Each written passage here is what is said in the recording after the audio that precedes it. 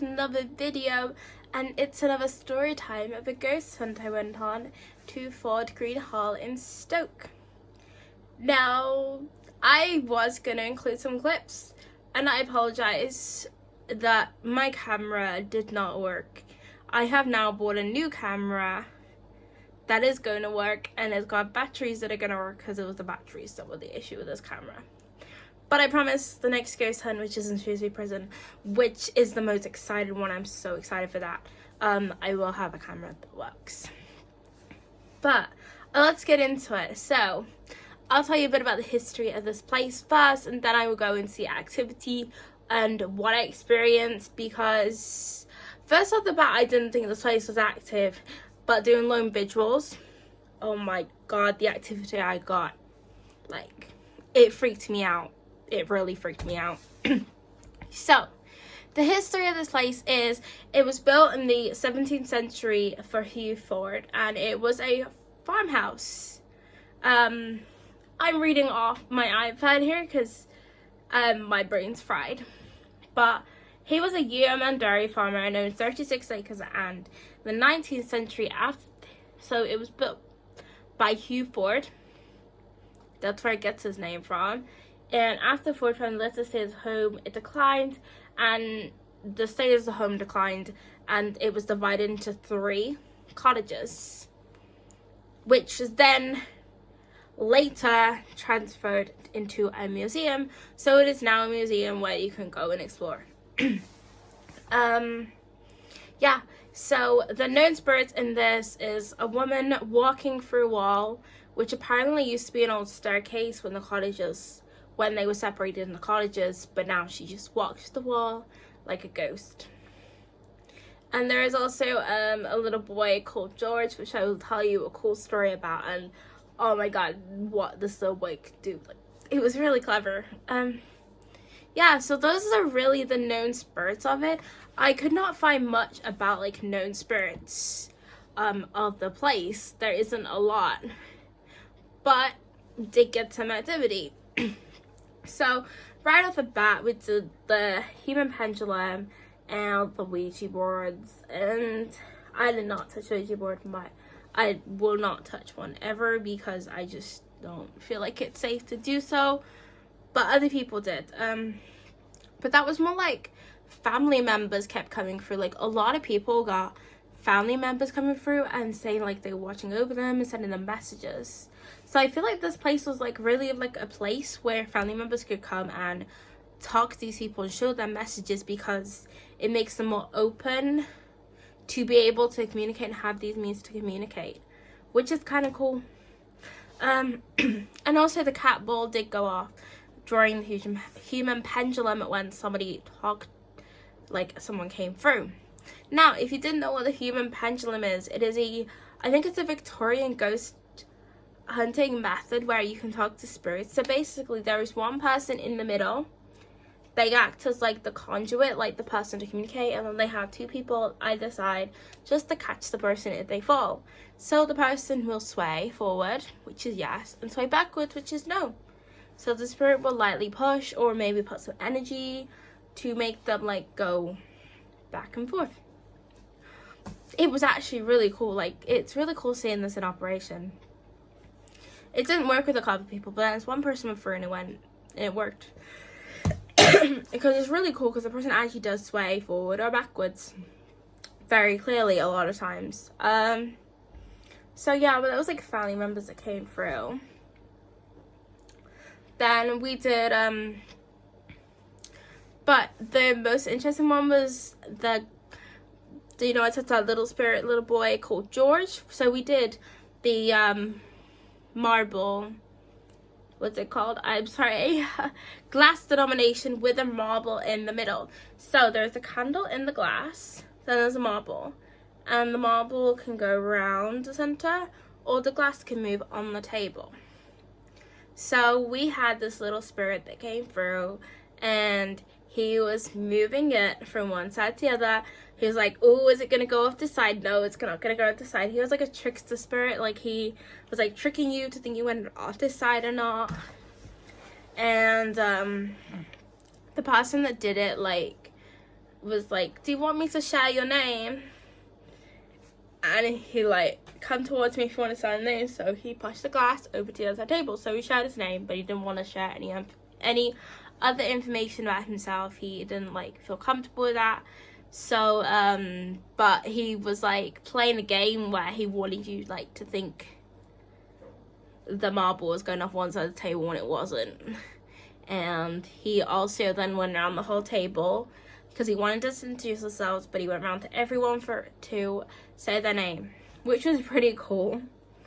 I thought that was really sweet, but he didn't want to share any other information about himself, so that was his like choice, which we respected. We didn't want to push him, so we didn't. So then the next method we used was table tipping. So we did downstairs first, which I didn't think was that active. Upstairs was way more active, which I'll get onto. But downstairs we did it, and like the table was like kind of vibrating. So if you don't know what table tipping is, that's why you put your fingers lightly on the top and the table might move, it might tip, it might just vibrate, it might swirl, it might get thrown across the room. You don't know what could happen. But downstairs it was vibrating, but we could hear upstairs that it was like the table was just dropping. It was going bang, bang. It was so loud upstairs. So, of course, we had to try table tipping upstairs. So we did. And this is the first time I've actually seen this happen. And it was so cool. So basically, the table, like, started turning far. It was, like, vibrating back and forth. Then it started turning. And then it went drop on the floor. Oh my god, I was so astonished. Like, that's the first time I've seen that happen. Like, I've seen videos of it happen, but I've never actually experienced it. So I thought that was really cool. What else did we do upstairs before getting on to lone vigil, which was the most interesting part of it? I did the Estes method, which I did the Estes method, but not gonna lie, like the headphones weren't very good. Like they weren't noise cancelling, so I could hear the questions, and it wasn't blindfolded. So I'm just gonna say I listened to the Spirit Box through headphones. And I literally could not hear anything. Like, there was, like, noises, but there was nothing clear apart from, like, 3 names. Steven, everyone, and I'm sorry. That's literally all I heard for the Surataka. Yes. But, so I'd love to do the Estes method properly and experience it, like, thoroughly. Which would be a really interesting thing. So I think that's my goal for the next ghost hunt, is to do the Estes method properly. Sorry. Okay, so what else? We got more like family members come through. But then the interesting part is I went into this other room and there was like witchcraft stuff and there was like the plague doctor in there. It was a really creepy room. So I got talking to the spirit through the Spirit Talker app, which I'll put here of what the conversation entailed. But basically, this person was like, saying he was hiding there and that I'd seen him. And I was like, I haven't seen you. Like, I can't see you, but could you show me a sign? He didn't interact with any of the equipment, which was really weird. But he kept like, actually, I don't know if it's a guy. It could be a woman. Like, I don't know. It didn't give me a name. But they were like, yeah, you seen me, I'm over there. Like they were hiding away, and I don't know, there was all these like random like things, but like it was like letting you know that it was in the room, which was really creepy. But then like as something touched my leg, which was the most freakiest part. Like it touched my leg and I was like, nah. That scared the living day out of me. Like, it just brushed past me on the back of my thigh, and I literally like, turned around. Like, I thought I'd walked into the bed or something, but I was nowhere near the bed or anything that would have touched me. So, yeah, that freaked me out completely because nothing has ever touched me before. And I was like, okay, like, please don't touch me. Like, I let my boundaries be known. But, yeah, it was really creepy. But really cool. I'll see if I can get more conversation up, but obviously you'll be able to see it here what I said.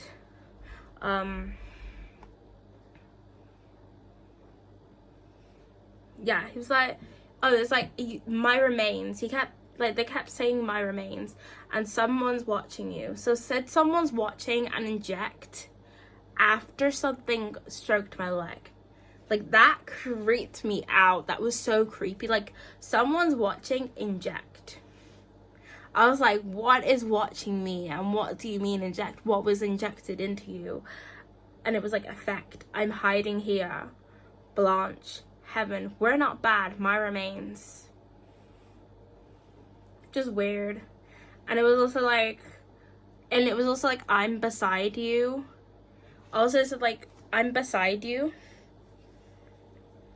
And like, when it said I'm beside you, like, this shoulder went cold. Like, just this arm, like, the room was warm, and this was like, this side was cold. So I think it was like standing next to me, but I had the EMF reader in my hand, and it was not interacting with any of the equipment. But I think it like was standing beside me, which was really weird. So yeah, and it was like, yeah, it said my remains a couple of times. So I think it was like saying that his remains were at the place maybe, and that they were hiding there or something. I don't really know.